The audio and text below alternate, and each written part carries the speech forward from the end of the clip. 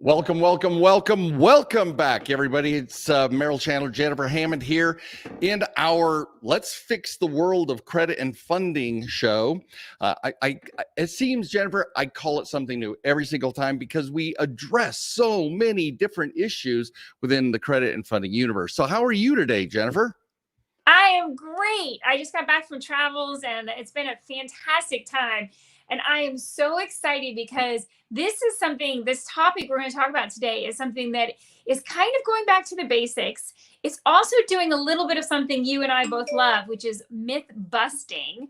Oh my gosh, we both love the myth busting, but also it's something so basic, identity crisis. I feel like we're having this major identity crisis, but in the funding world. But let me take it for a moment from the real estate viewpoint. So as you know, from lenders and in that area, we're always looking for people's identity because, and I know you know, this has made the headlines many times, fraud is so prevalent right now with people going in and not only spoofing, but doing all these phishing expeditions and fishing with the PH, not going for the fish in the water. They're going into your email and they're hacking it. And so identity is something that is so critical to being able to buy a house, to be able to sell a house, to be able to get all sorts of funding so that you can be a real estate investor. So identity is so critical, but so often people just dismiss me when I try to talk a little bit about how important it is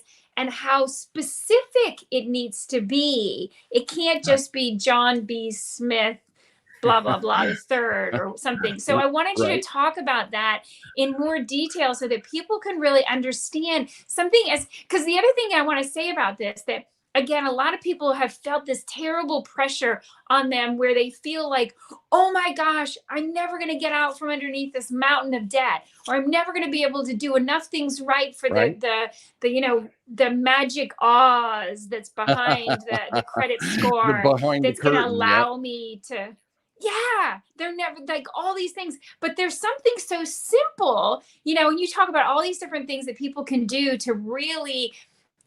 And again, we've talked about the difference between a credit score and funding, so I won't go off on a little tangent about that. But one of the biggest things is their name. How important is the identity for funding, and why is it an identity crisis right now? Awesome. Oh, well, one of my favorite topics, and in our boot camps, literally, it's like where we have the most questions. We have over 30 different strategies we discuss. Once we hit the identity section, people are like, boo, boo, boo. Hands are raising, right? People want to talk because they're like, WTF, what the hell, what did you just say? So let's break it down to the fundamentals. First of all, you got to remember when we started when the credit system started, literally it's been decades and decades, but it got mechanized and computerized in the 60s and the 70s. And they started collecting all this data to never lose a single piece of data. It's like data is money. So they never let go of anything, right? Well, we don't necessarily have the same attachment to data, and we haven't been trained by the bureaus, lenders, FICO, anybody. Nobody trained us on what we're going to talk to you about right now. That is that the highest and best funding capacity you have, the gatekeeper of your approvals, both personal approvals and business approvals, is your identity, because everything is moving to automatic approvals, right? Automatic underwriting. That's when you fill out an app online, hit submit, 30 seconds later, you get an approval, right? Hopefully not a denial. That's automatic underwriting. Those are automatic approvals. No human being looked at that.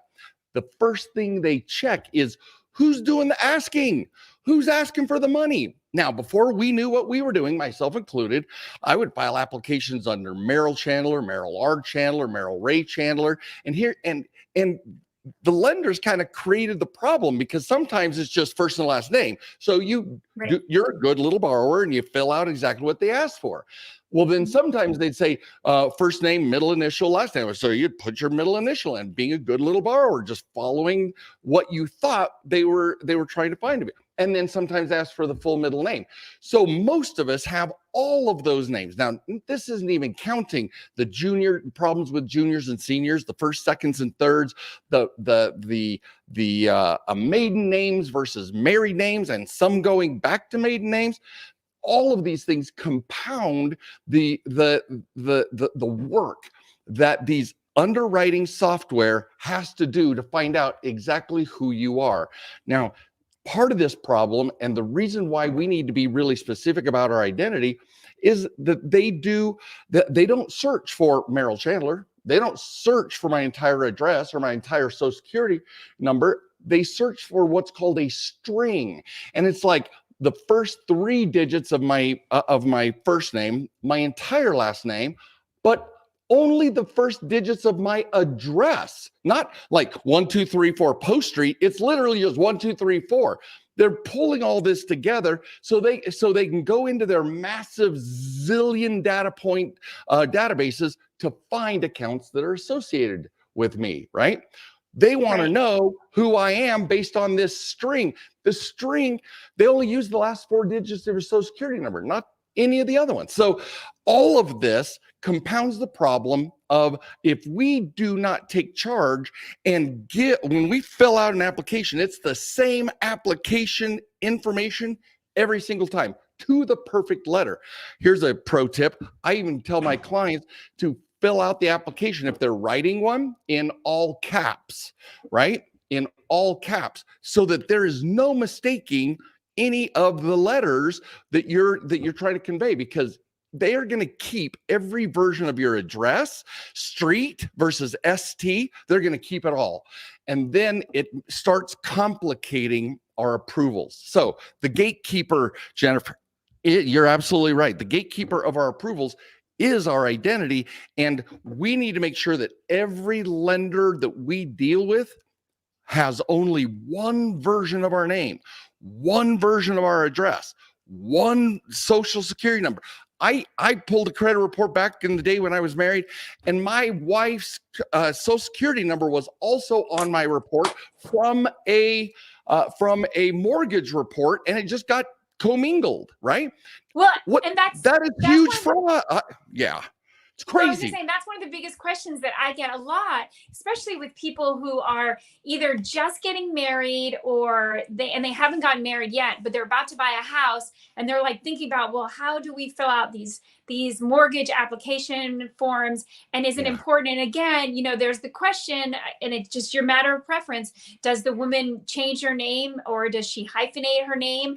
And how is this gonna? And I know it sounds so silly to somebody who doesn't really understand. Yep. But if you hyphenate it, or if you change it, and then, so I wanted you to talk a little bit about that, because that's the question I get a lot. But here's the second part of that question. So I've heard so many people go, especially women that I've talked to, and my heart hurts a little bit for them. They're like, oh, I've been married and divorced now twice. Oh my gosh, am I ever going to be able to get my credit, my funding right? Am I ever going to be able to? So will you address both of those parts of it? Well, first of all, TransUnion as a credit bureau doesn't have the capacity to put in special characters in its name fields. So you can't put in a hyphen. So if you are hyphenated name, TransUnion is going to be like Garcia Villanova. It's going to be one long word. And so we have to, and there are workarounds to all of this, of course. But the problem is that I tell people all the time, I'm like, here's the thing. There is who you're known by, your family, your church, your community, whatever in the world. And then maybe there's a subtle difference of how you're known to the lenders, right?